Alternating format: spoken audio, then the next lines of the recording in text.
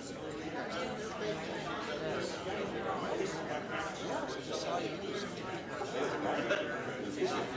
one I know pretty well. Yeah, you should. Tomorrow we'll get together and visit. I'm sorry I've been so late, but yeah, we'll get together. We'll have a good time then, as they say. Thanks for coming. I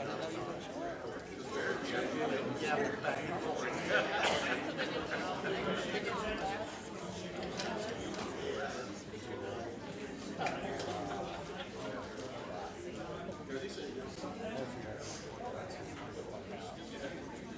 you were somebody I don't know.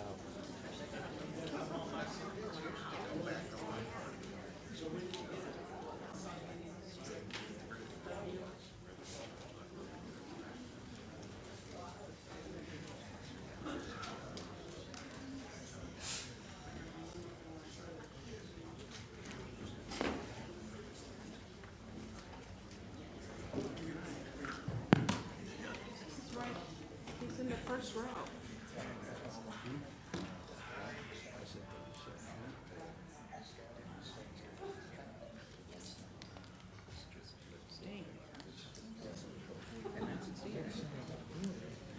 Oh, oh. No, you know. Yeah. All right. Yeah, he doesn't get hot. We're ready. Call the meeting to order. Okay. Start with roll call. Commissioner Allen, Present. Commissioner Norwood, Here. Commissioner Siragusa, Here. Commissioner Roberts, here. Commissioner Stallings, Here. Commissioner Orr, Here. and Mayor Pinkinen. Here. Tonight, the invocation will be given by Dan Scheidel with United Way, and followed by the flag salute. Commissioner Scott Orr will lead us. Thank you, Mr. Mayor, City Council members, and everyone that's here tonight. In honor of Martin Luther King Jr. this week and this weekend, I decided to go and find a prayer that the pastor King had shared the summer of 1953 in Atlanta, Georgia, and I thought it would be good to share. So please join with me in prayer. Most gracious and all-wise God, before whose face the generations rise and fall, thou in whom we live and move and have our being, we thank thee for your grace, your mercy, your guidance, wisdom, all of thy good and gracious gifts for life and for health, for food and for raiment, for the beauties of nature and the love of human nature. We come before thee painfully aware of our inadequacies and shortcomings. We realize that we stand surrounded with the mountains of love, and we deliberately dwell in the valley of hate. We stand amid the forces of truth and deliberately lie. We are forever offered the high road, and yet we choose to travel the low road. For these sins, O God, forgive us.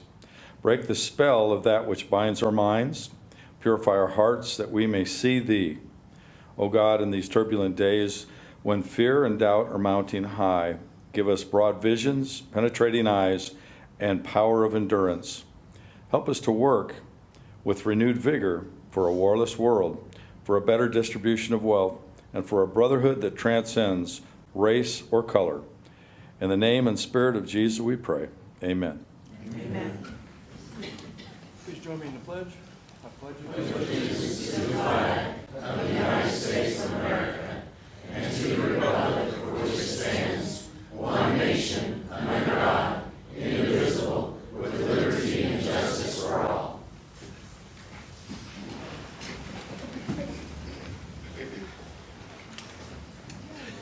Thanks, Dan. Thanks, Commissioner Orr. Appreciate that. Good idea. Item 3, minutes. Item 3.1, consider approval of minutes of the regular commission meeting of January 5th, 2023. So moved. Second. Motion and a second. Any additions, corrections? Seeing none, please cast your ballots. Motion approved, 7-0. Thank you. Item 4, awards, presentations, proclamations, and organizational business. Item 4.1, present pet available for adoption at the city's Animal Welfare Department.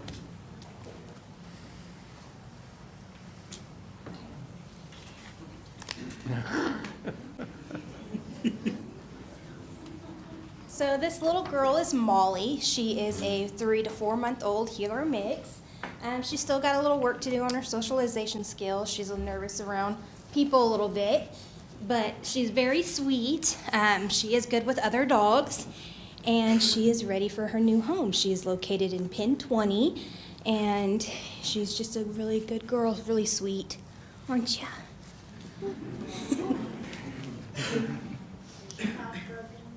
Probably not. We don't know really much anything about her. She came in as a stray. Nobody's came out to claim her. She's been with us for about a week now. But I'm sure she could be housebroken quickly. Yes. She's very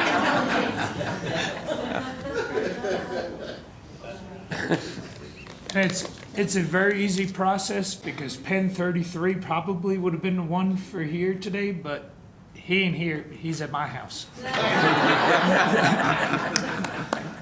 Well, and since I found that out, people have seen me at least one other occasion when somebody adopted an animal in our chambers.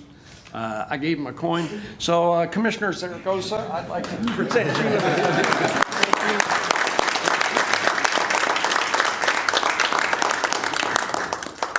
All right. Okay.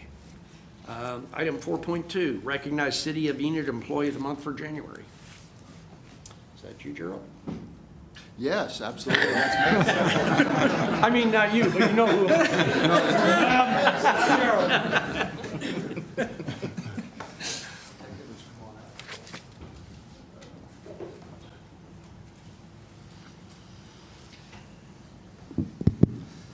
Yes, Detective Spencer Carter.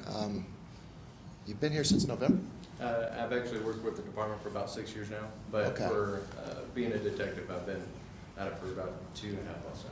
Well, I got to admit, he's been under the radar because I didn't know who he was. And this guy's over here, so he's the guy in the uniform right over here. So, Chief, why don't you come on up? I know this is one of your employees. Scott, come on up. And because you know the great things he's done.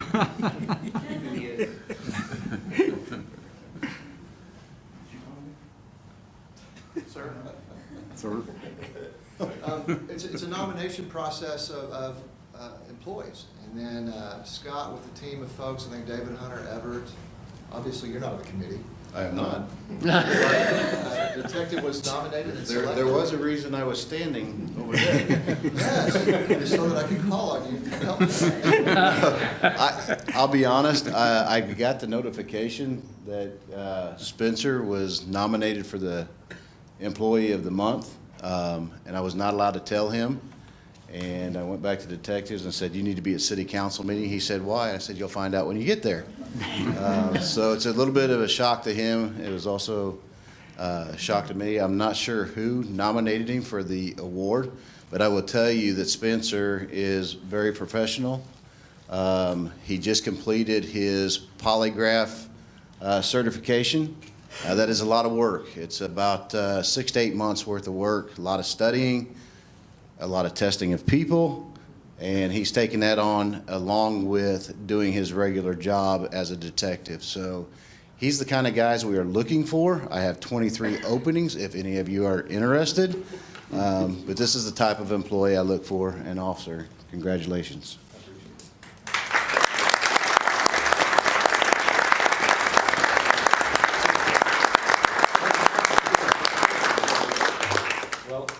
Like you said, I was just told about it today, so I'll try to make it quick and fast for y'all because you guys got some other important things to do. But I appreciate it, whoever nominated me. I took on polygraph actually about just over a year ago. It was about 400 hours of learning, going down to Austin, Texas, and then bringing that back and being able to serve here for our department and get to use that for employments and criminals. So those 23 openings, you'll have to run through my polygraph, run through the gauntlet, but you know, hopefully that we can get some more people on board. But again, I appreciate it, and ladies and gentlemen, I'm speechless. So, but I'll make sure it goes proudly up on my wall. So I appreciate it. All right.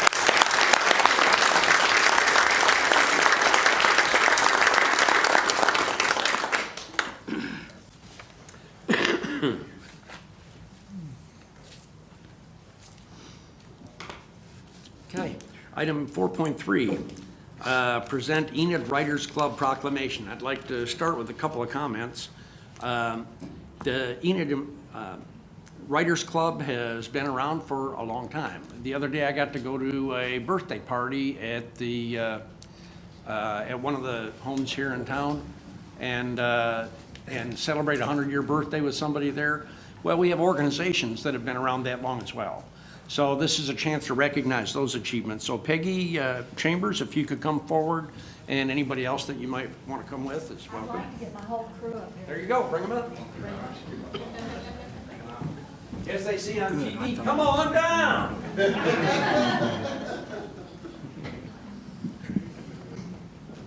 I'm thrilled about the representation of all these people that showed up tonight. The Enid Writers Club has been around, like Mayor Pankinen said, for 100 years. We started out at Phillips University, and we still now meet once a month at Northwestern. We have all kinds of writers from all age groups and types, and as you can see, they're very prolific. All right. This was sculpted by Nancy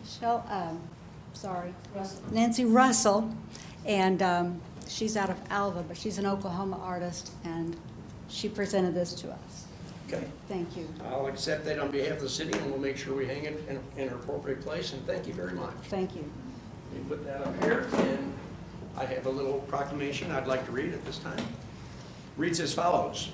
Whereas January 6, 2023, the Enid Writers Club turned 100 years old, and whereas Enid Writers Club is the oldest writing club in Oklahoma, founded January 6, 1923, by Phillips University Professor Roy J. Wolfinger, Enid Writers Club is an affiliated member of the Oklahoma Writers Federation, Incorporated, and whereas Enid Writers Club offers to members and the community assistance and encouragement in their literary efforts. Through monthly meetings, workshops, seminars, it provides guidance and professional expertise for those who write for pleasure and those who seek commercial success through writing. Now therefore, I, George C. Pankinen, on this important occasion, by virtue of the authority vested in me as mayor, and on behalf of the city of Enid, do hereby declare January 6th as Enid Writers Club Day. In witness whereof, I have hereunder set my hand and caused the seal of the city of Enid to be affixed this 19th day of January 2023. Thank you all so much, and congratulations on 100 years. Thank you.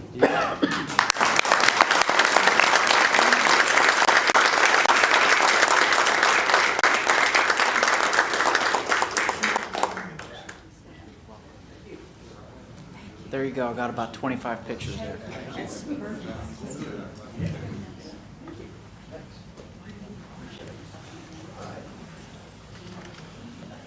Thank you all for coming out tonight to receive this award. That's a proclamation. Thank you all for being here.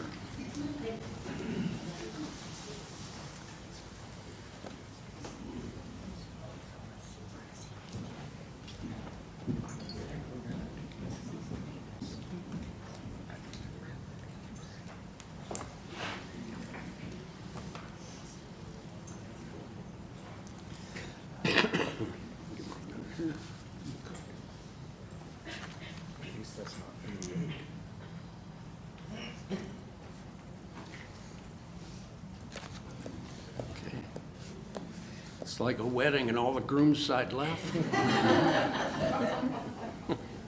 Okay. Item 4.4, presentation on youth programs for Make a Difference in Youth Family Services. All right, Kinsley. As they pull up the slides, first off, Mayor, Councilman, Councilwoman, thank you so much for giving this opportunity to be able to update you of the investment you have made and the city of Enid has made into their youth of the Red Tails program. Forgive me, I don't know who stole my voice. When I find them, I will sick the chief on them, but it's in and out, so thank you very, very much. The main visual we want to give you is the update of where we've been over the last several years. As you can see, it's the last several years has been a shock to kind of anyone and everyone who's been alive through COVID and just everything that's taken place the last couple of years. But that has not stopped the perseverance of what the Red Tails are. and the heart of making a difference started back in 2017 with the youth program that started with, I think it was 11 students starting off. And that investment and perseverance that you've given has brought us the result that we see right now and today. Next slide, please. As we go. Oh, I guess I'll next slide myself. Next slide, Kinsley. Very good. All right, there we go. So if you're not familiar with what Red Tails is, Red Tails is best summarized like this. We give flight to the future of youth of the Enid area, and we do that by three things. One, we take care and cultivate their mind. Mind by focusing on the development of emotional intelligence, which statistically, as you look at successful members and successful incoming career pathways to the youth, this is one of the most important focus areas that you have when you take into account how they succeed in high performance skills. When you help to shelter their mind and behavior and their mental health and behavioral health, that gives a pathway for consistent habits to be built in their life. And when you build consistent habits as a youth member, they impact you really the rest of your life. I still do things, good or bad. Don't ask my wife; she can tell you. There's still things I still do that I started doing when I was 13, 14, that even now still impact my life of just habits, whether it's putting your socks on one foot at a time or the way you brush your teeth. But for us, when we look at Red Tails, we want the impact to be not something that's just trivial and mundane, but instead intentional development of individuals to give them a career and a pathway right here in Enid, Oklahoma. And the last thing that we focus on there is flight. Now, when I say flight, it's not just saying, hey, would you like to be a pilot? It's the opportunity of aviation and aerospace. If you have not been paying attention to what Governor said previously in the state of Oklahoma and the investment that they have made, and I use investment intentionally, Governor Stitt and the government of Oklahoma has looked specifically in the state of Oklahoma, has said we are going to lead, we being Oklahoma, are going to lead the nation in emerging air mobility in the coming years. It's an investment agreements that they have made for the corridor from Tulsa into Arkansas that they signed with the Arkansas governor for autonomous vehicle and air vehicle testing. It's the same commitment that they've made with Osage Nation for the advancements of air mobility, unmanned air vehicles, and unmanned air systems. It's also the same commitment that the Oklahoma Aeronautics Commission has made here in our very own town. With Enid Public Schools and this beginning of the AOPA You Can Fly program. So when I say that Red Tails is in line with not only the heart of this community, but truly Red Tails is in line with the heartbeat and the vision of what the state government of Oklahoma is focusing on for the future development of not only career but also economic development here in this state. And so when we focus on flight, the one thing I want to ensure you of this is it's not just the fact of trying to get somebody to be interested in flying. It's exposing them to the opportunities of what aviation and aerospace have. I have many friends that are not pilots, but they are in either the supporting role, the development role, the execution role, the operations role. And as you look around tomorrow morning when you wake up, you very well be woken up by the screaming of freedom overhead that we hear each and every day, which is the revelation that Enid is an aviation town. That's in our bloodline. That's in our heritage. Sometimes things that are so common to you are often forgotten, but the reality is Enid has had amazing opportunities and has many great impacts that have made national and international impact have begun right here in Enid, Oklahoma. Red Tails seeks to do exactly this, is to bring that vision and that heritage once again back to life in a youth program that intentionally develops that from the very beginning. Next slide. When we think of what that development looks like, can somebody remind me? I need the mayor. Mayor, can you tell me next slide and I'll get it? Hold that? Yeah, roll that next. When you look at what Red Tails has been doing, so I do want to take us back to the investment that you've made in 2017. In 2017, through the CDBG funds, you started making investments into community programs, to nonprofit organizations, to youth programs, just like Red Tails. One thing I want to clarify is that the nonprofit space, it's not this dog-eat-dog world where it's one person competing against another. I mean, we're the city of Enid at this point. We're commissioners sitting around to make decisions for the common good of this community. So when we can best work together and execute under a vision that is in line with the economic and the future growth of the city, that's exactly what we do. And you made that decision by making the investments with the community block grants that you did back many years ago, and that has continued. So in progress right now, probably the most exciting thing coming up this summer, which I don't want to talk too much about it, and NOC is probably going to kill me for saying it, but I'll go ahead and say it, is working towards the Summer of Flight summer camp in partnership with NOC and their Aeronautics and Aerospace division there. So this is something that grant money has already been received outside of anything that here in Enid has offered through NOC, and we're very excited to be able to drive forward in offering that where it is this immersive day in, day out camp that's going to give these opportunities, these hands-on experiences that you remember having as a kid. It's one thing to watch something on a screen. It's another thing to try it in your hand and then break it and then have to rebuild it. And anybody loves doing that. I'll tell you, the real problem we'll have at Red Tails is hopefully keeping you, the commissioners, out of the lab, because you will love building and testing and trying and breaking, and we can't have you pushing kids down. So just keep that in mind as you come around. But we are truly looking forward to that. Also, currently right now, we did do a soft launch, and what that soft launch was working with the AOPA programs in Enid Public Schools and Chisholm as well to essentially get a feeler. Hey, there was I believe it was 100-some students were interested in the AOPA You Can Fly program, which in the school system, in the public school system, they do a phenomenal job of exposing them to the world of aviation and aerospace. From that, we had a resounding response. We limited it to 10 because out of the just saying, hey, we have the Red Tails program, are you interested? We got 25 initial responses. And the thing that we realized without being moved into the building yet that we have with NOC, again, thanks to you making that happen, was we need to be effective in what we do and not just have scattershot everywhere. So we looked at those 25 and said, how many of these students are interested in a career that otherwise they would not have the opportunity to pursue? And there were several of them that said, are you serious that I could be a pilot? Like I could actually have a career. I can't share the names of these students with you. I'm happy to in a closed session to be able to share names, identities, have you to be able to come with them, but just for their security, I can't share that out loud. But I'll tell you there's a story of a student, I'm going to try not to say their name, of a student that is relatively new to the United States. Their parents moved here because of the vision of what the United States offered. They're an integral part of this community, working hard, paying their taxes, being contributing members of society in a great way. But the thing that really took me back was the student said, I was just going to go get a job and then maybe go to college, but I didn't know what I was going to do. But if you're serious that I can do this, I will do that because I know it's something that my family would want me to do. So this is one of many stories, limited right now just to the 7 students that are in the private pilot ground school, but this expands out to all of the other students as well that are interested in saying, hey, I don't know anything about airspace. I want to get involved.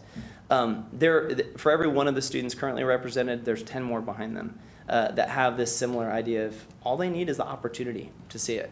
All they need is the chance to say, I think I can do this. So right now we have that actively going on. I actually just did get a fairly stressful text message saying they have 5 more that want to sign up for the private pilot license program. So we will find a way to be able to accommodate that ground school, but that's exciting. The partnerships we have, this doesn't happen without partnership. If you talk to the executive director of Making a Difference, Kelly Osborne in the back, who's done, when you talk about vision, Kelly's going to hate this, so I'll go ahead and not look at her so I don't get the death stare.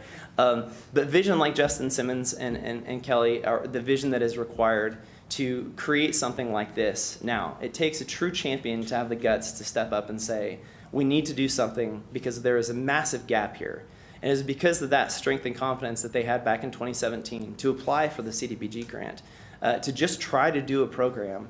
It's because of them that the foundation of Red Tails has been built.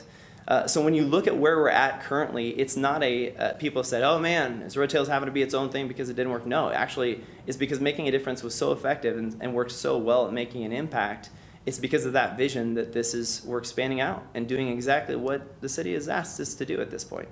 So when it comes to the partnerships, the ones we're really excited to mention that even go outside of Northwest Oklahoma, Oklahoma State University, we have a phenomenal relationship with the aerospace department there with Dr. Jamie Jacobs, as well as the Unmanned Sensor Research Institute, which is a team of 8 engineers that get very special projects to create things and just try to make them work.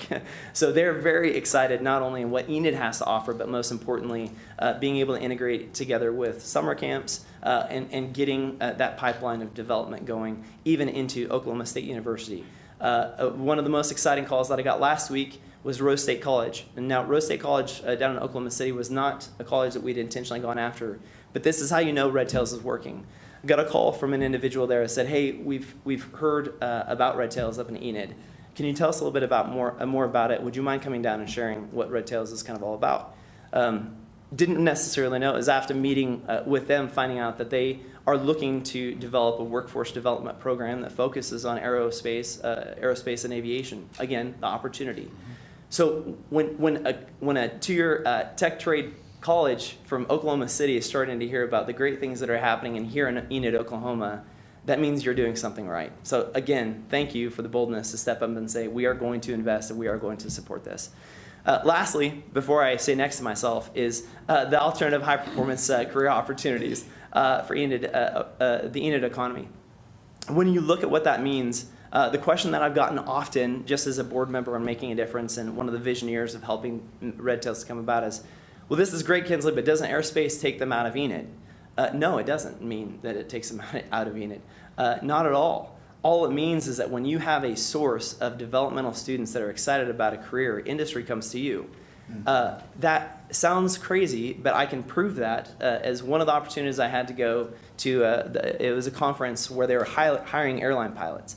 There is such a deficit of maintainers with an A&P, the airplane and A&P. Airframe and power Thank plant. you. Thank you, Mayor. Airframe and power plant. There's such a need that they were willing to sign at that time right there. If you were even a high school student or with a GED, they would sign you on for $70,000 if you could commit to 2 years. They would give you the training of the A&P, the airframe and power plant. They would give you the training, $70,000 pay, and give you the tools required for you to be able to do it on your own if you would commit to 2 years. So when I asked them, how important would it be for you to have a pipeline of students that were interested in this, and how important would it be for you to realize that they were being trained in this mentality and given these opportunities since 8th grade? And they said, whenever you get out of your make-believe world, let us know and we'll have a real conversation. And I said, no, seriously. How interested would you be in partnering with the community who made that investment? And they said, how fast can you sign up with it? So it's not just the idea of we're giving youth an opportunity at a career pathway that otherwise they wouldn't have thought of. What we're actually doing is creating the pathway and pipeline to bring industry into Enid, Oklahoma. And again, that's an investment that you have made. So thank you so much. Kinsley, next slide. Excellent. Here is, after much awaited in 2 years, what I can say, the Red Tails hangar home. In partnership with Northern Oklahoma College, could not be more excited. Because of, again, the investment that you have made, the heart that you have had, the vision that you have secured and stood fast on in many debates within this chamber and elsewhere, it is because of those efforts that we can say this building is now locked in, 10-year contract with NOC. Tomorrow we have a meeting to hand over keys to outline the remodel schedule of what that's going to be.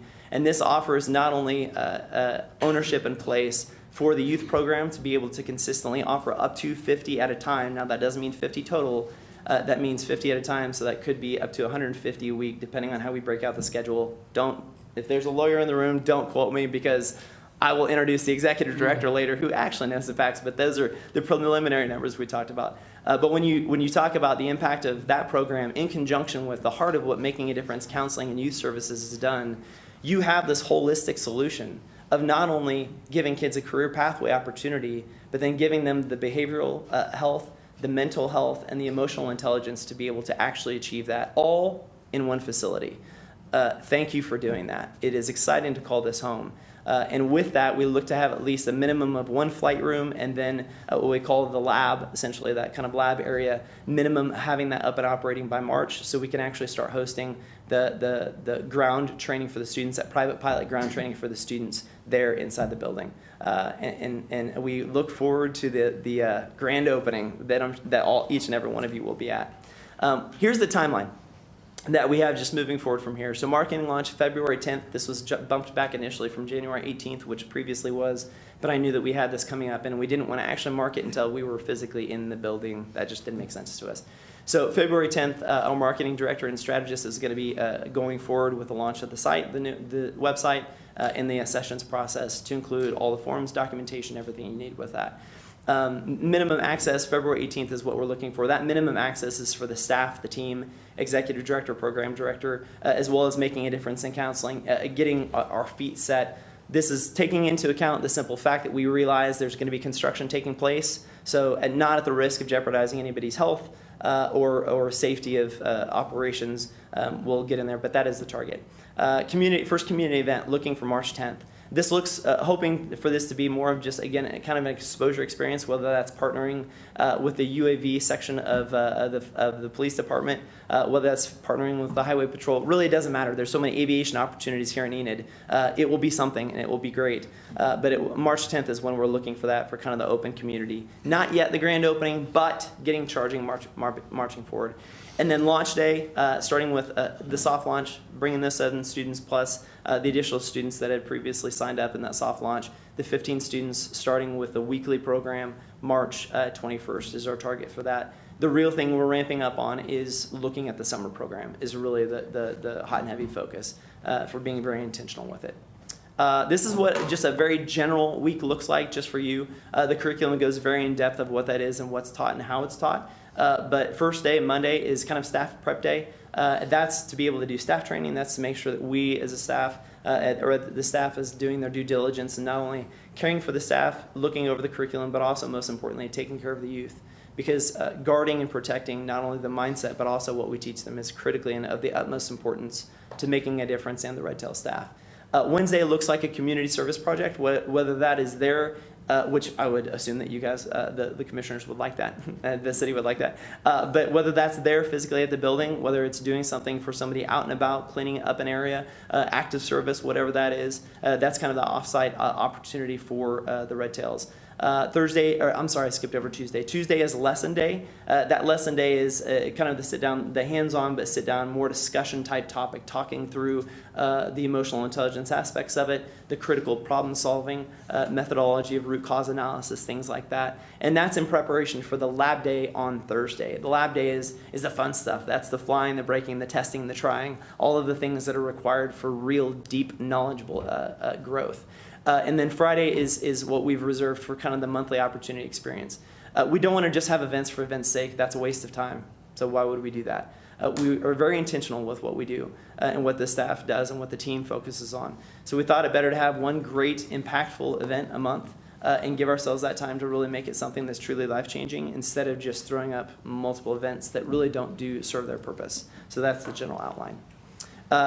Lastly, most excitedly, probably my most excited piece, is to be able to introduce to you, this is some of the team members, starting off with the marketing director there in the middle, Savia Disparos, amazing marketing, working on her master's right now, marketing and marketing and brand strategy. A brilliant mind. She is the one who created the brand for the Red Tails, taking in the history, the methodology, the challenges that the Red Tail Flyers went through back in World War II, and really capturing the heart of that with the brand. She's done a phenomenal job and is one of the team members that, again, you have ensured continues to communicate the heart behind it.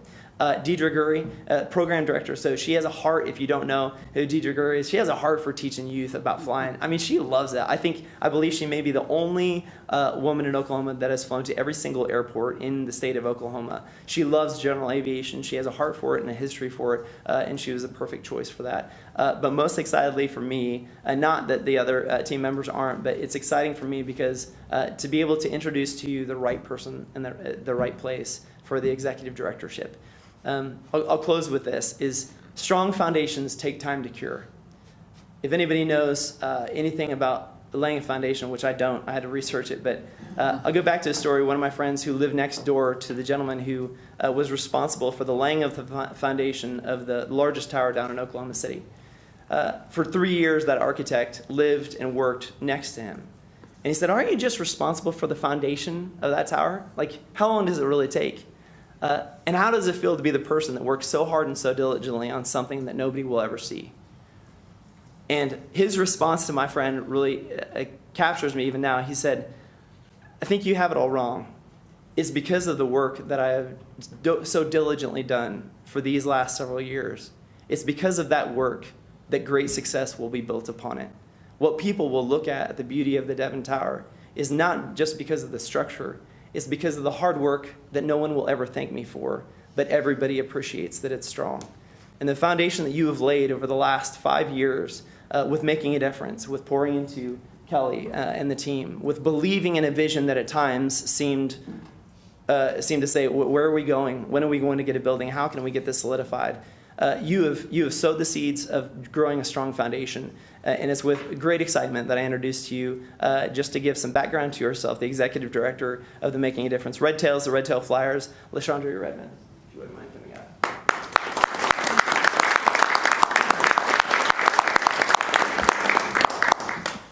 Well, good evening.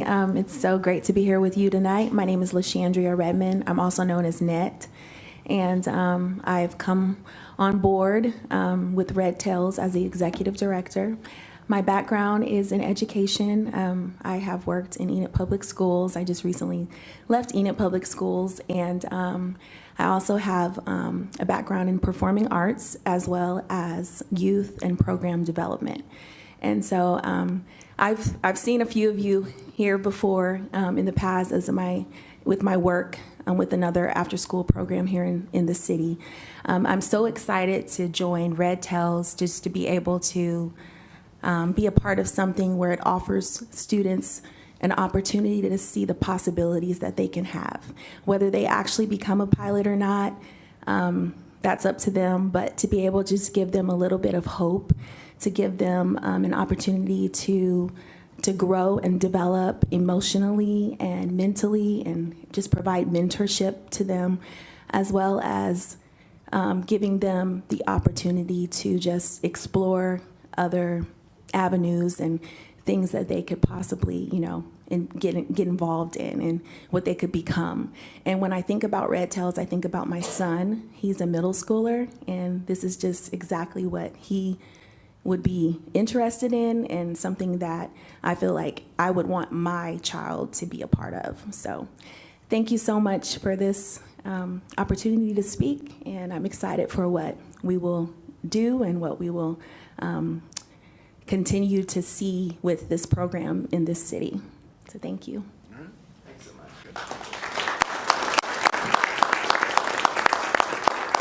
With that, if there's any questions, again, I can't thank you enough for your investment, for your time, for your heart, for your vision. Yes, sir. We, of course, have a couple of pilots, if not more, up here, Rob and Scott. Your organization has been through heck. Yes. You've had more stops forced on you. You've been thrown curveballs. You've had everything. You've had an entire group of people that were against what you're doing, and now you have a home. You have a place where you can thrive. And the most important thing that the young lady just said was you offer hope. Right. To young people starting in 8th grade. That's a big deal. This is the group that's the most at risk in our community. And so I just got to say, thank you for hanging in there with us and letting us go through what we had to get you to where you are today. You're going to take off from here. Yeah, truly appreciate it, Commissioner. Thank you very much. And we truly think, when you look at the heritage of who the Red Tails and the Tuskegee Airmen were, that heritage was born out of challenges. It was born out of discontent and strife and perceptions. It was born out of malice and frustration, and frankly, at times even hate. And that's why I know that the Red Tails and what the city of Enid is doing is something great. Because when you're doing something great, there is a lot of opposition. When you're doing something great, there is a lot of convincing and a lot of vision that has to be cast. I don't think there's anyone, because it's not unbeknownst to us from the commissioners that have served now and who are currently on the commission, and commissioners that have since passed to serve this. Everyone has gone through a lot of hurt, a lot of pain. COVID was hard for everybody. I mean, it truly was. There's not a person that escaped the wrath of COVID. And it's not forgotten to us as Red Tails and Making a Difference that the seats that you sit in were voluntary. And thank you so much for putting you in that spot. To your point, Commissioner, yes, there was a lot of strife and a lot of challenge, but that's what makes it so beautiful, is that if we as a city and a community can make it through this, then there is absolutely a bright future for Red Tails, for the youth of Enid, for the future of this. So thank you. All right. Kinsley, I don't have a question, but I wanted to jump up and just say, yeah. Yeah. You know, that's the way I feel. Yeah. Deep down inside, you know. I thank God Yeah. for what you all have done, and to our mayor and to all of our commissioners. Look at what we've been blessed to accomplish. This is a major accomplishment. This is getting ready to impact the future of Enid, Oklahoma. Keep children off of drugs, give them opportunities that they would never have, make Enid a beacon of hope and a light that shines down from heaven. Yeah. All I can say is thank you, Lord. Yeah. Amen. That's it. Yep. And thank you for the work that you all have done. Thank you. I'll just- Thank you to Kelly and the Making a Difference team. And I'll say thank you for finding a home in my ward. And especially in the end of my ward where we don't have too much for the community that surrounds that area. Yeah. This puts a actual after-school program in that area. Right. Which is very underserved in my ward. I said, because now you got Rolling Meadows, you got our areas down on 30th that just have nowhere to go. Now we got a spot. Right. And that's perfect spot. Yes. Yes, sir. And one Thank you. last thing, these children, they're going to receive, even before I didn't receive until after high school, but they're going to receive a college atmosphere at what, the 8th grade, you Right. said? Right. They're going to be on a college campus. Right. In the 8th grade. What does that do? That advances them Right. beyond measure. And this is something that Jeremy Heiss, Vice President of NSC, had brought up, which I didn't even think about it, is that some of the greatest challenges they have in the secondary graduate education as they move forward is just getting comfortable, having a place feel like it's home. I didn't realize it. He said, man, I can't believe we didn't think of this sooner, of welcoming the youth, not that they didn't, but intentionally welcoming the youth there so that they automatically know NOC is home. Like we are welcome here. This is the place. So to your point, Commissioner, it's amazing. And kudos to Commissioner Jonathan Waddell and Ben Ezell. Yeah, absolutely. Kudos to you guys. Thank you very You much. all, you helped us. Thank you. Thank you.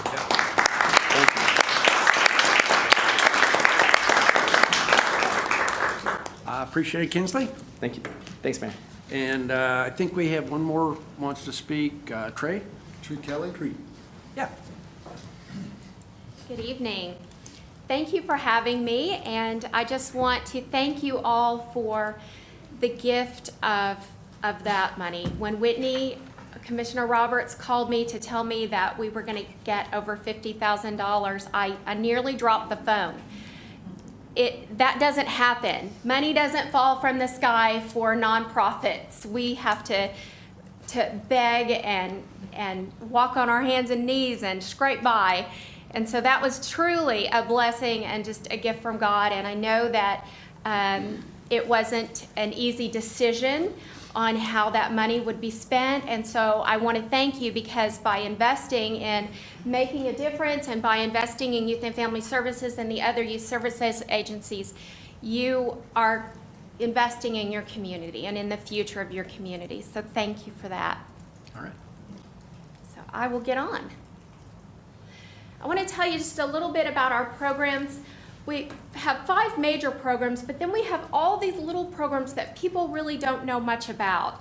So we have outpatient counseling, and also included in outpatient counseling are drug and alcohol services and just counseling for all other types of issues.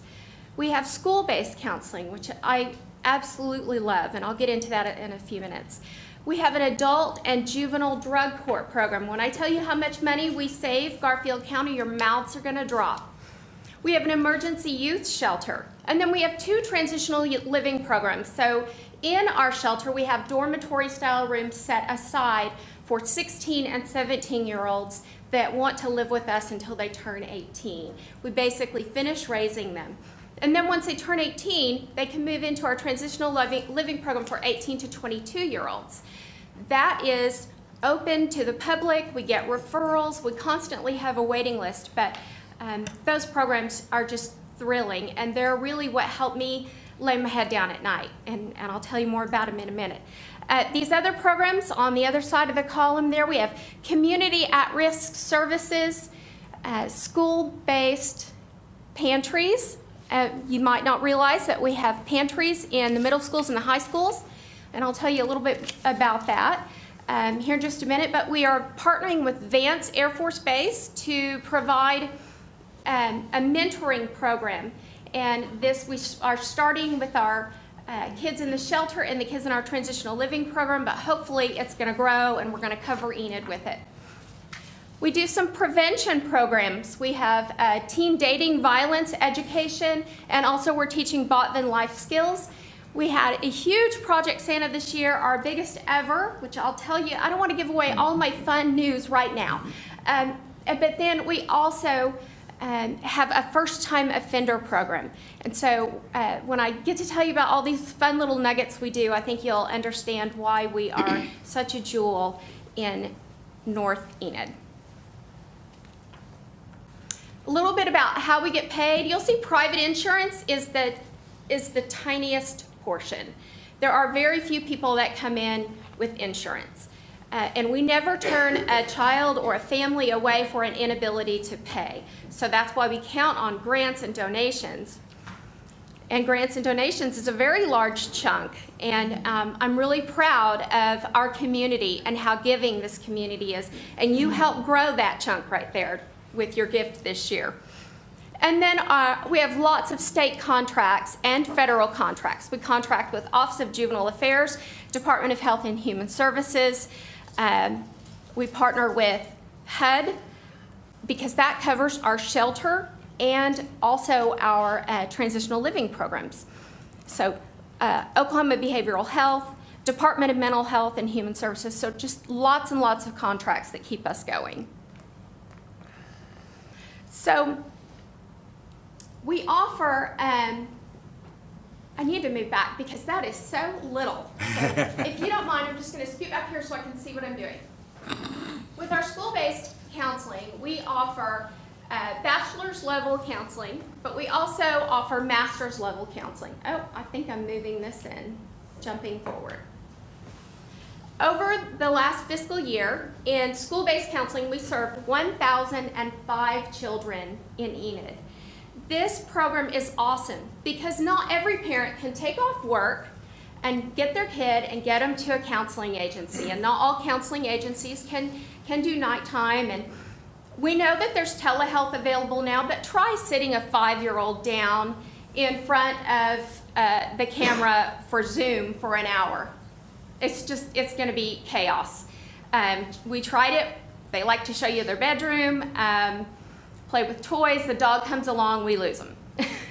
So this is a really wonderful option, and it takes away the barrier of transportation and time.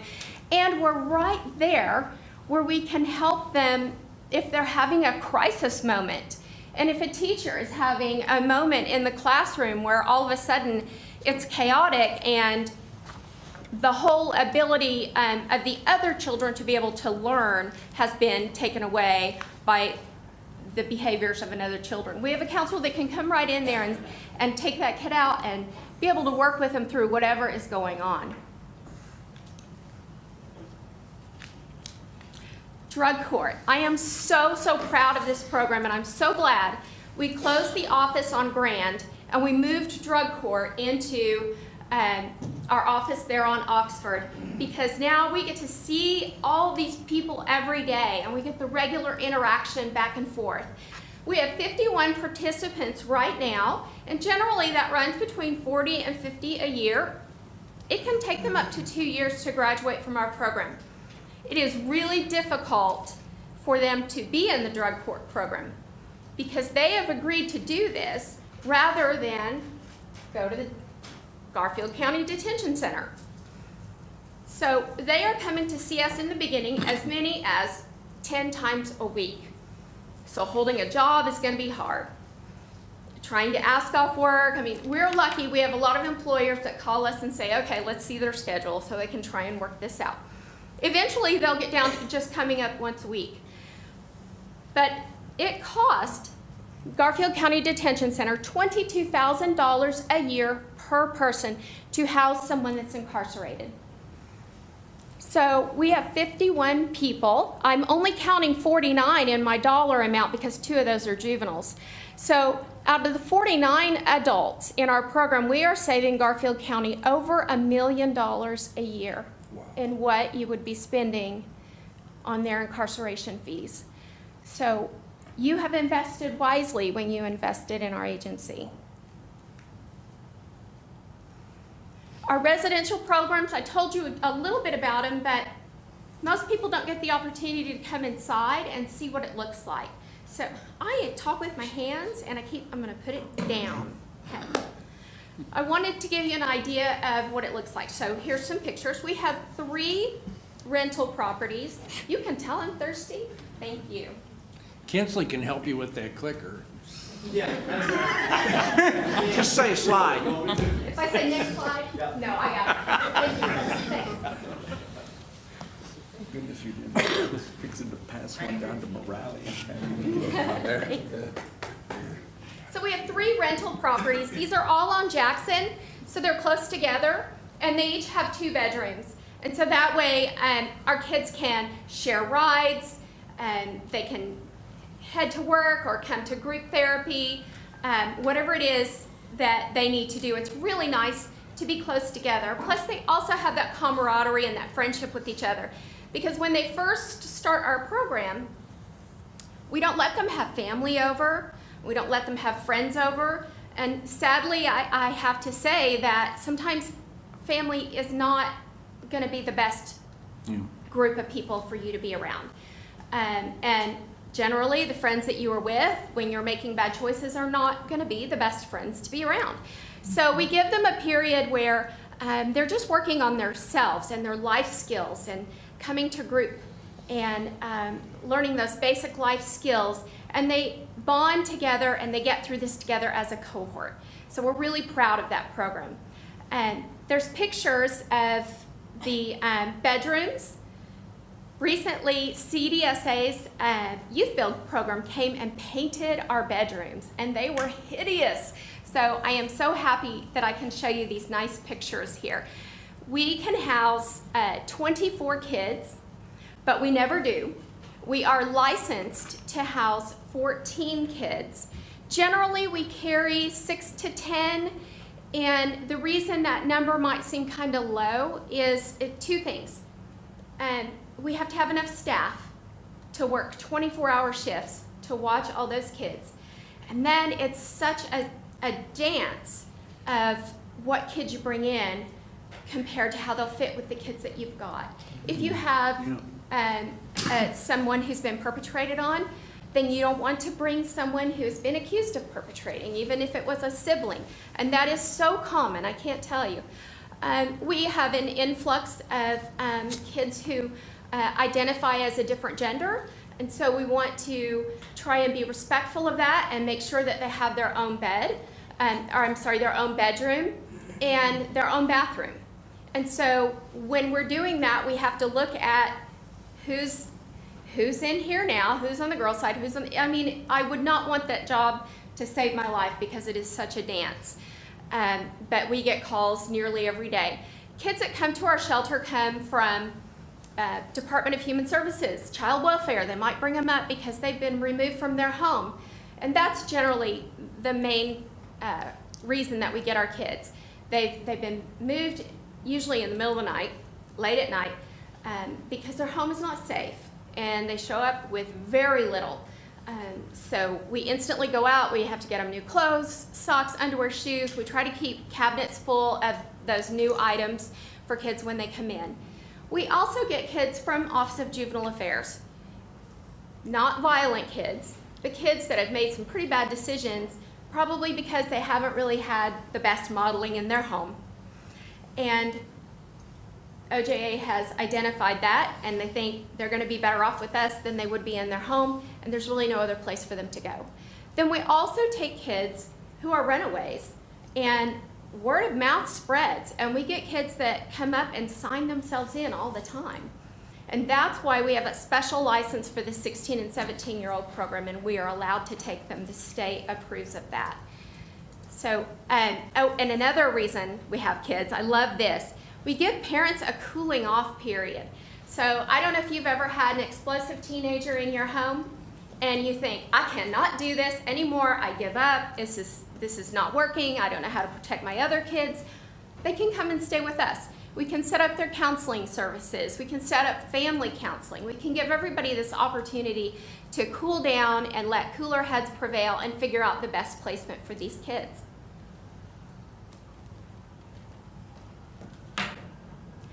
Next slide. So Thelma's house, again, I talked a little bit about that. For 16 and 17-year-olds, our main priority is to make sure that they feel safe. We want to make sure that they continue their education, and we help them find jobs. And what I'm really proud of, this happens more with our Thelma's House kids because they're with us for a longer period of time. Thelma's House kids can stay with us for up to 2 years, and we've had several. What happens with these kids is they're being parented now that they're with us. They have staff who's on Parent Portal, checking their grades, making sure they're doing homework. We have staff that's going to their parent-teacher conferences, going to their IEP meetings, and just really working with them to make sure they're getting their homework done. And now we have mentors that are coming in and helping them with homework and life decisions and life skills. And now we are graduating kids from high school more than we ever had before. This last year we had 7 kids graduate from high school. One of them was a valedictorian. 4 went to OSU with $160,000 in scholarships. Wow. So, and they're all leaving with jobs. So we are raising these kids, we're parenting these kids. And there's a state law, it's called the Prudent Parent Law, which means if you have a child in your custody in the shelter or transitional living, you have to treat them the same as you would your own children, meaning they get to have friends over, or they get to go out, or they get to spend the night, or they get to go on dates, or go to the prom. And so we make sure that they get to do all of that. So here's a little bit about our other programs, and I know I've probably kept you guys too long. Our First Time Offenders program, this is really cool because these are kids that have made a mistake and they didn't get arrested for it, but they're talking to Office of Juvenile Affairs, hey, we gotta do something for these kids. We gotta make sure that they get back on the right track. So these are classes that happen in the evening, and the child has to come with their parents or their legal guardians, and they go through these classes together. So they're learning how to make decisions together as a family. They're learning conflict resolution, how to get along with each other, how to make decisions that maybe might be better for everyone, not just me. And these are really big things that our youth need to learn. Then our Community at-Risk program, we call them CARS kids. So these kind of the same principle. OJA has identified these kids. They realize that they've already had one offense and they're not going to go in the right direction if somebody doesn't intervene. And so we have, with our state contract with the Office of Juvenile Affairs, we have 5 days to get these kids signed up and get their assessment and have them seeing a counselor regularly. And that intervention has been fantastic. Then our school food pantries. You guys all know about the Friday backpack program for kids in elementary school. Well, what happens when they get to middle school and high school? That doesn't exist anymore. So we have pantries that our school-based clinicians and parent volunteers help man. And these kids can come in, they know they can come in the last hour. They don't fill out any paperwork, they don't have to show income. It's any kid who's hungry walks in, and usually they come in with an extra bag. They'll bring 2 backpacks to school that day and they fill it up. Sometimes they'll take a bag that we give them, but most of the time they don't want that. They want it to be in a bag that nobody's going to recognize that they went to the food pantry for. We let them pick out their own food. When we tried to bag it up before, we'd find it in the trash. So we let them pick out whatever they need. We also get some items donated, like hygiene items and toilet paper and dishwashing soap and Laundry soap, those are big things, and when we do have those in stock, the kids get real excited and put those in their bag because they think their parents are going to love that. We also offer parenting classes, and this is an 8-week program that happens in the evening. These classes generally have been court ordered, or DHS has said this needs to be part of your safety plan because they want the parents to be educated so that whatever happened doesn't happen again. But we also get some foster parents that come to us, and every now and then we just get some parents that say, I need help. So this is really a cool program, and it's $40 for 8 weeks, and if people can't pay for it, we use grant money to cover that for them. Then also I mentioned we're partnering with Vance Air Force Base to be able to provide mentoring, and we were so lucky. Master Sergeant Tiara English, I don't know if you guys are familiar with her, but she's been working with us for a couple of years to make sure that we had some kind of program like this in our area. And when she moved here, she was looking for a Boys and Girls Club to do her volunteer work at. And when she realized we didn't have anything like that, she decided to start something on her own. So we're so fortunate to have people at Vance Air Force Base and their partnership. And we loved her so much, we talked her into being on our board. So now I get to see her every month, and she's really helping and keeping this program up and running and constantly bringing us new applications for people from Vance that have applied for the position of being a mentor, and we pay for their background checks. And it's kind of a slow process because when you're doing a background check for somebody who has served in several states, it takes a while to get those back.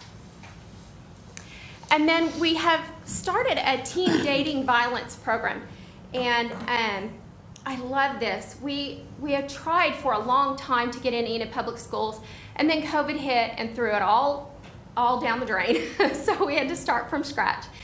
But we use this curriculum that's called Safe Dates.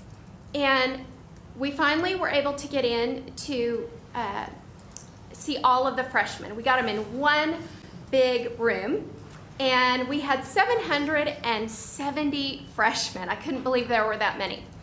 So we started out with a lot of different scenarios describing violent situations or situations of power and control. And what we realized was that these kids didn't understand coercion and power and control. They didn't understand when the situation was, could lead to violence, or at least was a relationship that was not healthy. And so when we started realizing that, we went in and started teaching them classes every week. And they came voluntarily, and we always had at least 50 kids every week for 8 weeks as we went through these classes with them. And 6 youth from those groups came to us and said, I'm in that kind of a situation and I need help. And so we have been offering them counseling, and we've also got them help with YWCA's program.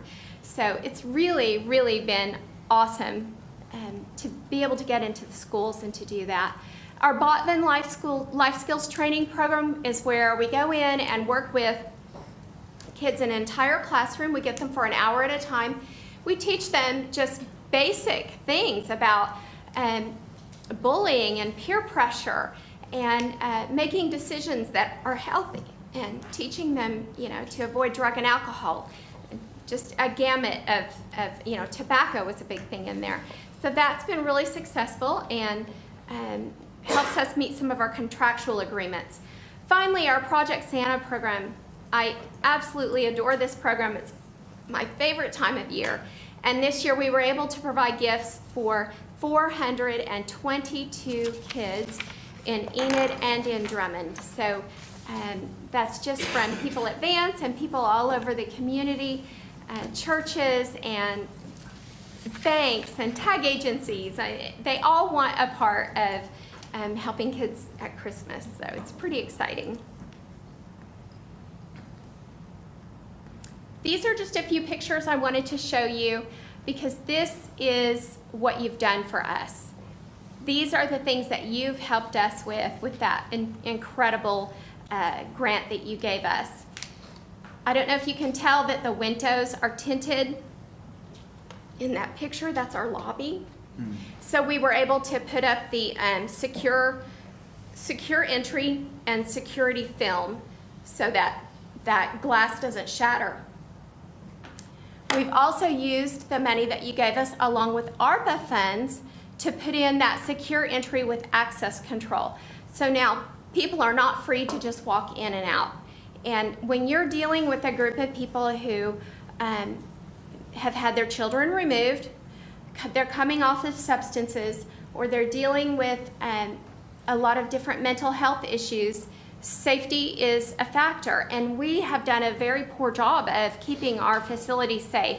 And so now we finally have the funds to take care of that. And you'll see the cameras are on that computer. That is what our receptionist can see. Beautiful shots of all the streets surrounding us outside, the parking lots, and every hallway, our offices. It is a beautiful system, and it was quite expensive and not anything we probably could have afforded without your help. And then there's just a couple of shelves that are full of items, curriculum, play therapy toys. That's just one counselor's office. Because of your gift, all counselors' offices look like that. And then on the bottom, you'll see that that's just the secure entry on the outside, and then that's what the cameras look like up in the ceilings. And then that laptop, I wanted to share with you that we were able to buy all of our clinicians a new laptop, and they had some laptops that were at least 10 years old and very slow, and we had constant issues with our VPN and people logging in. It was just a mess. And so we really haven't had any more technical issues because everybody got a new laptop. And then down in the corner, you'll see that sign.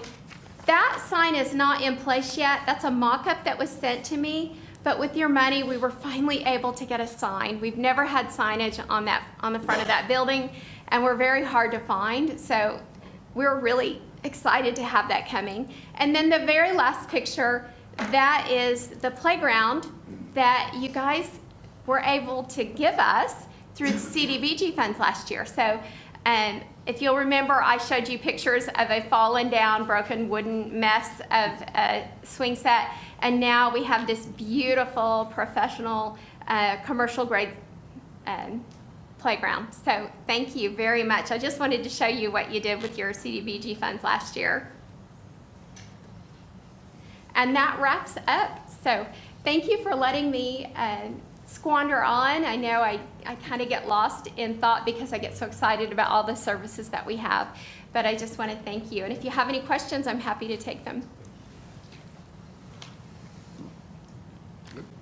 Tweed, thank you for coming tonight. You bring a lot of excitement and refreshing leadership to Youth and Family Services, and it provides such an important part in our community.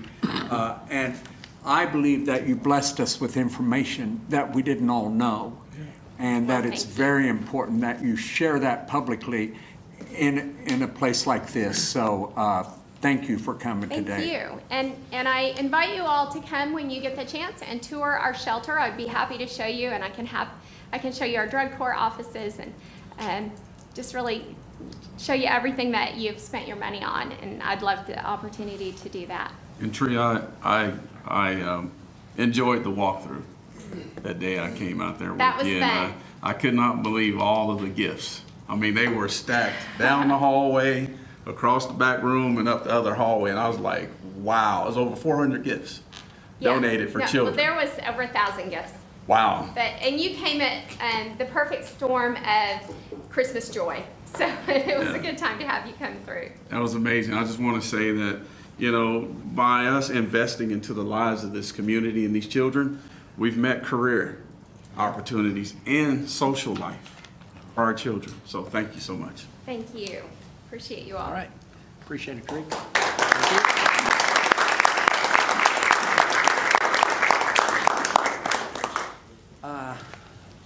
Next up, I'd like to ask Cindy Allen, would you like to make a statement about a public forum coming up? Sure, real quick. Just wanted to remind the commission and also the community that we have an election coming up for the city of Enid.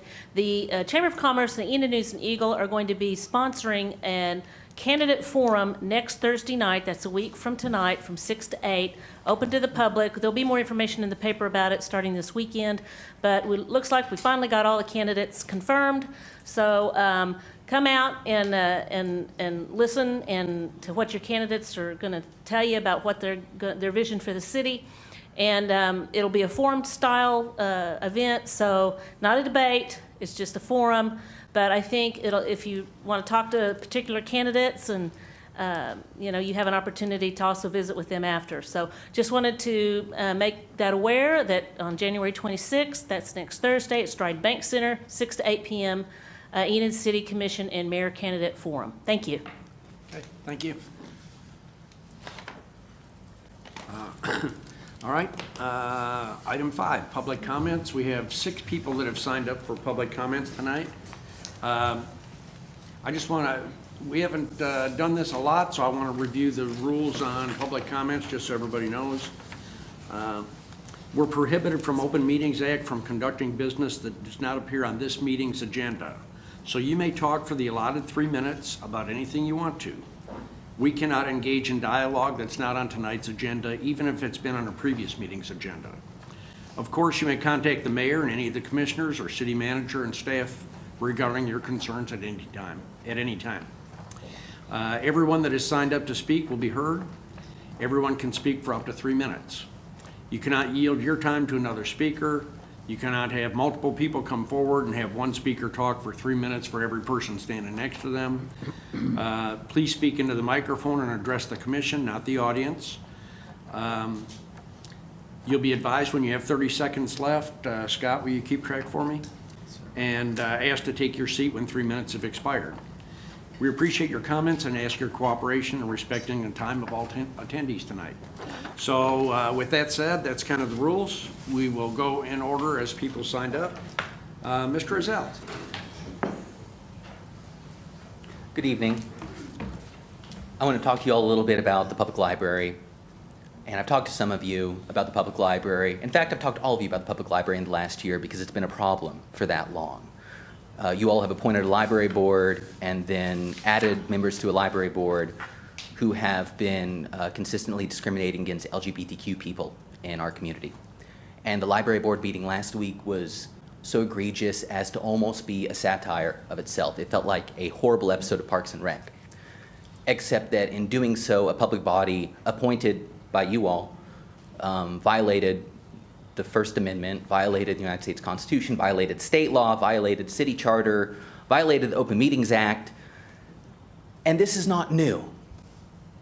We've been asking you, lots of us in the community have been asking you folks for going on a year now to rein this in. Because the public library isn't a place for viewpoint discrimination. The public library isn't a place for discrimination of any kind. We don't do that in this community. I appreciated that after the nonsense last year that you all issued a Pride Month proclamation, and there was a small Pride Month display at the public library. And when the same group applied to do a display again this year, following the library's rules of request of having to submit an application 4 months in advance for some reason, they did everything. And your library board that you all appointed, denied it on basis that are clearly not allowed under their rules, under federal law, under the 10th Circuit Court of Appeals rules on libraries. And you all have had so many chances to do something about this. You knew this was a problem with this board a year ago, almost a year ago. You need to do something. You need to take some serious action. They have so significantly overstepped what is the appropriate role of any advisory board in this body. They are trying to violate the Open Meetings Act. They're trying to censor books. They're trying to direct library staff. All of that is outside their scope. It is a huge embarrassment to this community. And again, you all have lots of options for dealing with this. It is all in your laps. It takes 4 votes, and you could have done that tonight. You have a body discriminating against people for who they are. You have 30 seconds. And you took no action After talking, Gerald and Carol sat through this god-awful meeting. They know how bad it was. They acknowledged during the meeting it was horrible, it was egregious, and you all have done nothing tonight. Jerry said he wanted to wait till after an election. I don't know why we have to wait to deal with this kind of discriminatory conduct. Y'all are better than that. We expect better than that. We deserve better than that. Gerald could do this on his own action. Any four votes could do this at any meeting. We deserve better than that. Please correct this. This is absurd and so insulting. Thank you. All right. Nancy, personnel?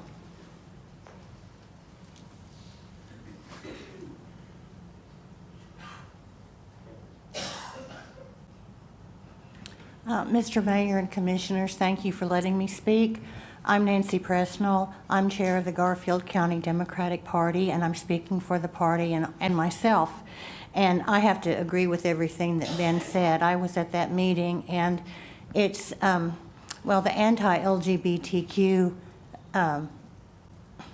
agenda that appeared it's very disturbing to me.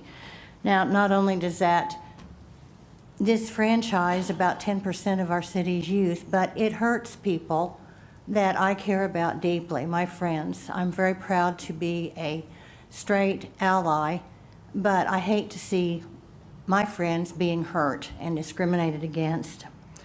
Now, my concern about this situation goes even deeper. I believe that the action that led to the library board's action was orchestrated by a group that first emerged as an anti-mask group and undermined the support of our medical community and many of our political leaders by calling the pandemic a hoax, by making fun of people who masked and people who supported masking. Anyway, that group has now turned its attention toward our public library and has taken actions to ban books, particularly books pertaining to LGBT people, and accusing the library staff of doing horrible things that were proven to be false. So we've got a movement underfoot here in Enid that is very scary. And whether you call them the Christo-fascists or neo-Nazis or Identity, Europa, or whatever, these people are scary. And they've started out by being anti-mask, now they're anti-LGBTQ, and now they're going after our city commission because they're supporting a candidate who is an openly white supremacist to run for our city council. So my concern is that I think the library situation is sort of a symptom of this underlying evil that is 30 coming seconds. into our town. Thank you. And I'm just concerned about them, and I think we all need to pay attention, and I urge you all to do that. And thank you very much.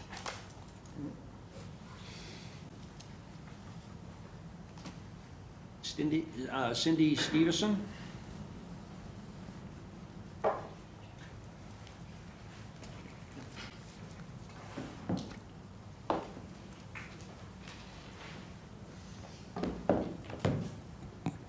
Thank you. I'm Cindy Stevenson, and I am from Enid. I didn't make it to the last library meeting, but that's what I want to discuss today. I did see it on video. I want to read an excerpt from this book, Where Do We Go From Here? Chaos or Community by Martin Luther King Jr. On page 177. Some years ago, a famous novelist died. Among his papers were found a list of suggested plots for future stories to write about. One of the stories was about a widely separated family that inherits a house and has to live together. This is the great new problem of mankind, Martin Luther King says. We've inherited this large house, the great world house, in which we live together, black and white, Eastern, Western, Jew, Gentile, Catholic, Protestant, gay, straight. We have different ideals, different cultures and interests, but we can never live apart again. We must learn somehow to live with each other in this great house. Oppressed people cannot remain oppressed forever.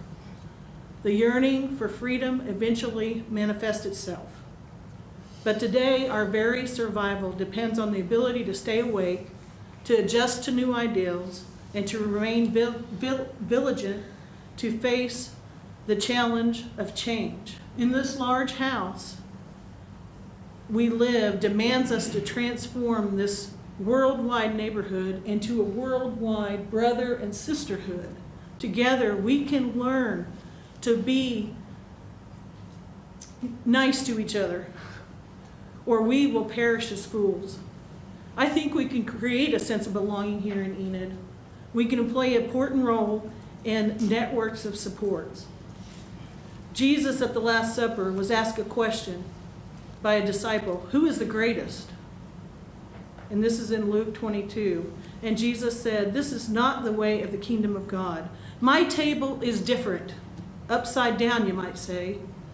Place the upper part where the lower part should be. 30 seconds. Flipping of the table. Well, welcome to the table. We're all here. And there's room for everyone. There are opportunities here for resolutions. And we thought we had a resolution last year where we could all sit together, eat together, and belong together. But somehow, that's not what it is today. I'm asking the board, the commissioners here, not to approve any of the policies that the library has because they are censorship. And that's exactly what it is. And if you watch the last meeting, you will understand. Thank you.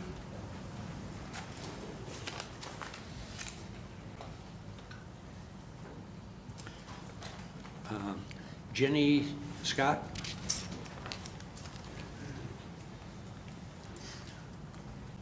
Good evening. My church serves donuts every Sunday morning. Over the years, we've added gluten-free and sugar-free options. I personally don't need gluten-free or sugar-free. In fact, I think they're kind of gross. But I take joy in putting out these options for people who do need them. Some of the folks that require gluten-free options are children, and it's especially important to me that those kiddos know that we are thinking of them and taking whatever steps necessary to make them feel welcomed and loved. I feel kind of the same way about pronouns. I cannot possibly understand what it feels like to feel out of place in my own body as a straight white woman. I don't know what it feels like to not feel at home in my city, my school, my church. I do take joy in doing everything I can to make those who need different pronouns or have a different life experience to feel loved in my presence. Our town has made the front page of a national newspaper for our fighting. Our library has made national news for trying to remove books and displays. Are we really going to be a community that only welcomes people to Enid if they look, think, and believe a certain way? If you dare to think or love differently, are you encouraged to find a home somewhere else? If that's who we're going to be as a community, we need to recognize that we are no longer a community who values democracy or the Constitution. The First Amendment reads, Congress shall make no law respecting an establishment of religion or prohibiting the free exercise thereof, or abridging the freedom of speech or of the press, or the right of the people to peaceably assemble and to petition the government for a redress of grievances. The library board's continuous attempts to ban any book that shows a different experience is a violation of the First Amendment and a slap in the face to the thousands of servicemen and women who defend that Constitution. The November meeting was dedicated to anonymous complaints against a director who dares to house books that allow our LGBTQ youth to feel seen, and the rest of us to try to understand a different lived experience. The January meeting was dedicated to changing policies so they can push their own agenda, to the extent that after public comments, the board president moved to strike the code of ethics from the policies so that they could not be accused of violating their own code of ethics. This is the board you chose, and as a council who's supposed to represent everyone in the committee, you need to fix this. Quoting the same book, because it's a great one. Well, not quoting, but 30 seconds. Martin Luther King says, Human nature will not allow us to believe that we are doing the wrong thing. We will always seek to rationalize our actions, just as the church did, as it justified slavery, using the words of Paul. Now many are trying to convince us that this witch hunt is to protect the children, but actions speak louder than words. All of this started with the pride display, and the January board meeting was fixated on pronouns and banning pronouns from name tags. This is a thinly veiled attempt to push through a homophobic agenda. Is that really who we want to be?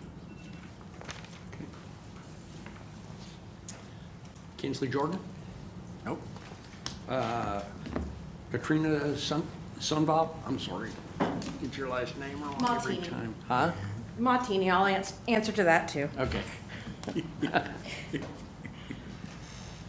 My name is Katina Sunval. My pronouns are she, her. I'm a nationally board certified counselor with 20 years experience. I am a member of the LGBTQIA community in Enid, Oklahoma. I am speaking today on behalf of many members of this community who do not feel safe speaking out. I am imploring you each to investigate the library board for violations of ALA ethics and ongoing harassment.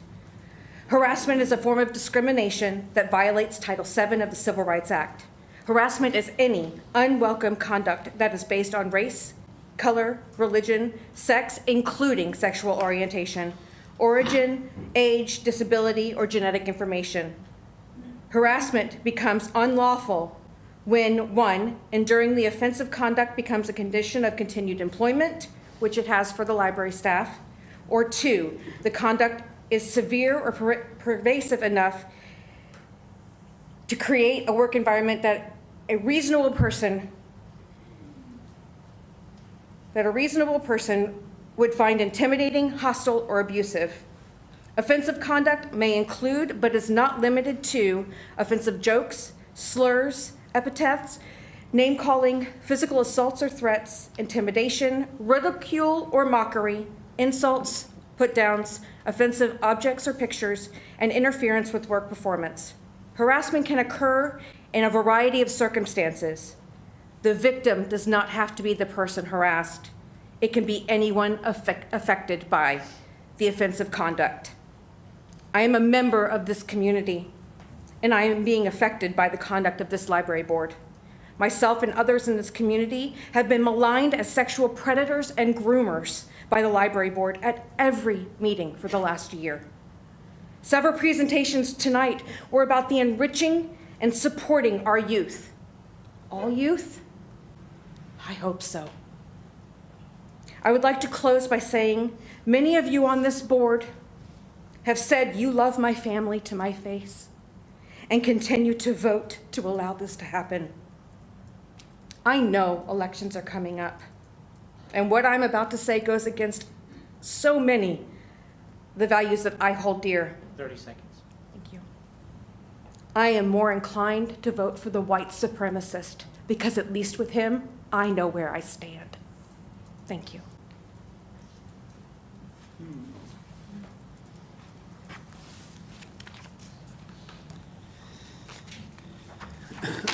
Okay. Item 6 is the administration. Item 6.1, consider approval of a grant award to Enid Public Schools for a mural located at Hayes Elementary School, 2102 Beverly Drive, Enid, Oklahoma, in the amount of $9,750. Authorize the mayor to execute necessary documents. Okay. Mayor, Commissioners, good evening tonight. So obviously I'm not Angela, I'm not on the PACE committee or anything, but Angela couldn't make it tonight, so I'm filling in for her on a little bit short notice, but I'll go over this quickly.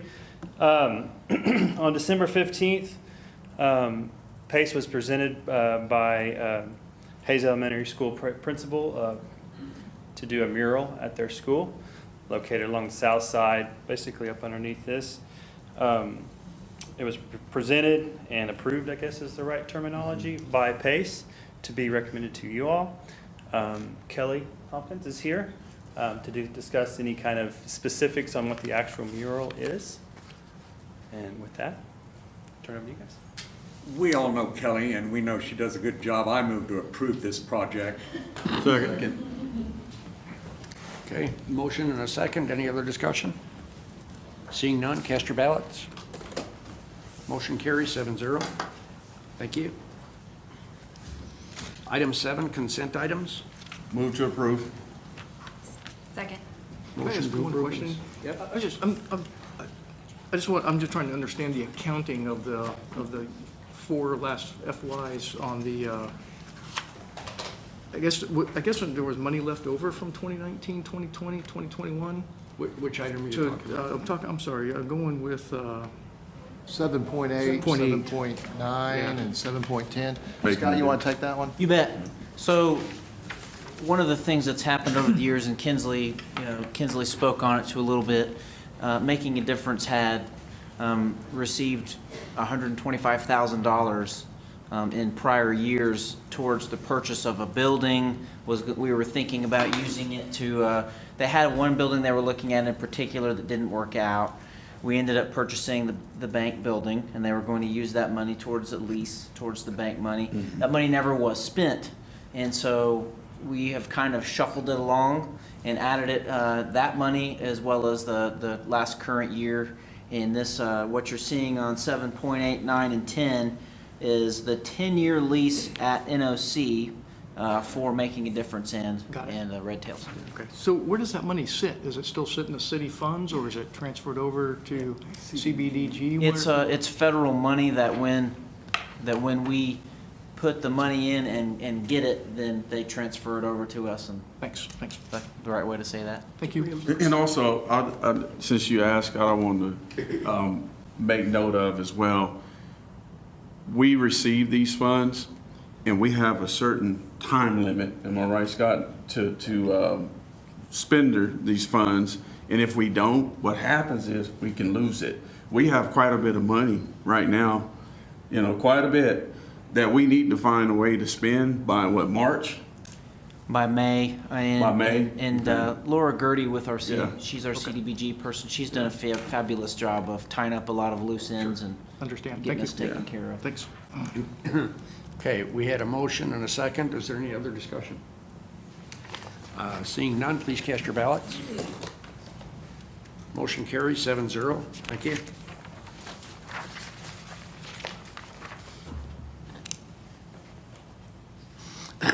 Item 8, recess to convene as the Enid Municipal Authority. Item number 9, all trustees of the Enid Municipal Authority regular meeting are in attendance. Item number 10, Enid Municipal Authority regular meeting is now in session.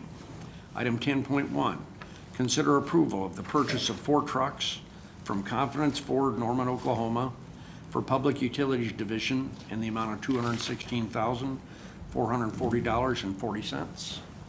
Move to approve. Second it. Motion and a second. Any other discussion? Seeing none, cast your ballots. Motion carries 7-0. Thank you. Item 10.2, consider a resolution increasing the 2022-2023 fiscal financial plan for the Enid Municipal Authority Capital Equipment Replacement Department in the amount of $249,944. Yes, Mayor and Commissioners, 10.2 is the transfer of the resolution for the money, and 10.3 is the approval of the purchase of additional water meters. And we came to you at the beginning of our fiscal year in July. We ordered $550,000 of water meters, and we're told by our supplier there is some real effects of COVID on supply and demand, and our order is not supposed to arrive until August. We did change the style of meters, and we're expected to get a lot of them here at the end of this month, which is fantastic.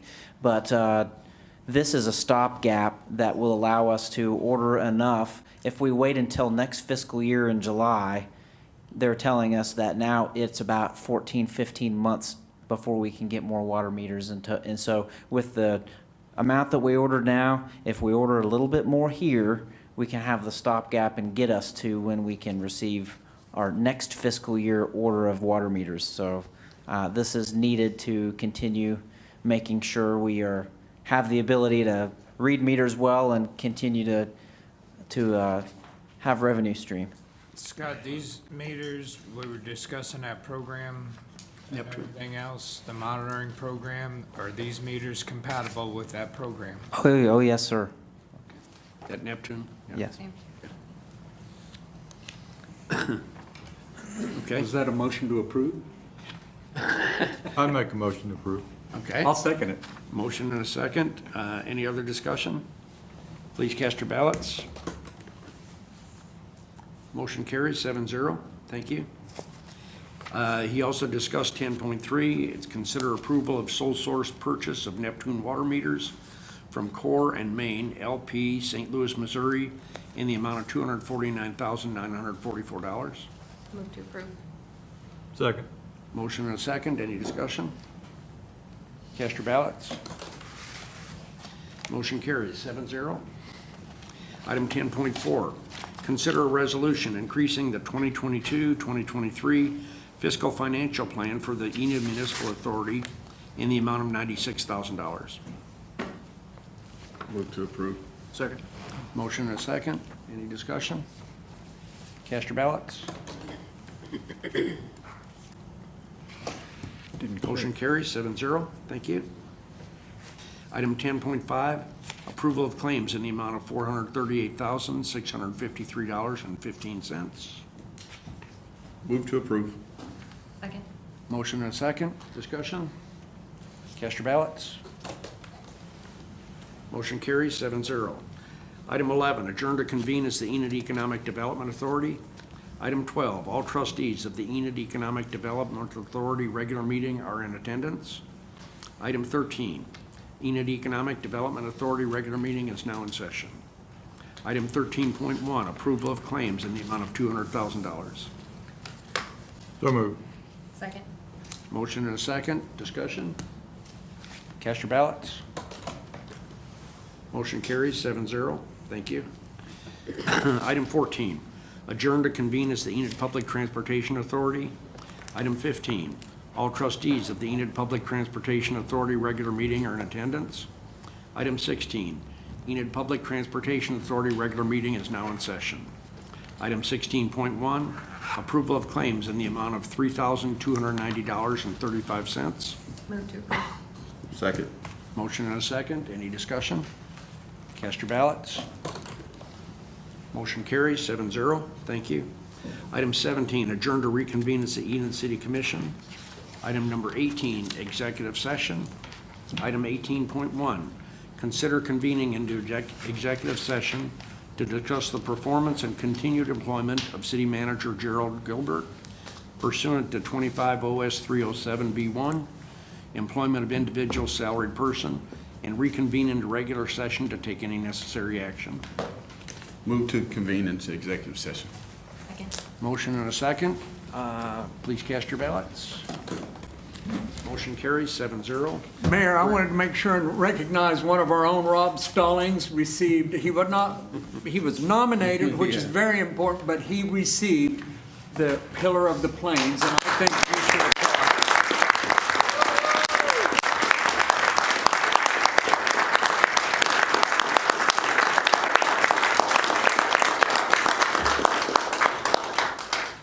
Thank you very much for that. Congratulations, Rob. For that, I'll give It was you. a great group of men that were alongside of you on the nomination. Very good great people. group. I'll give you an 18-minute break. Meet upstairs at 8:30.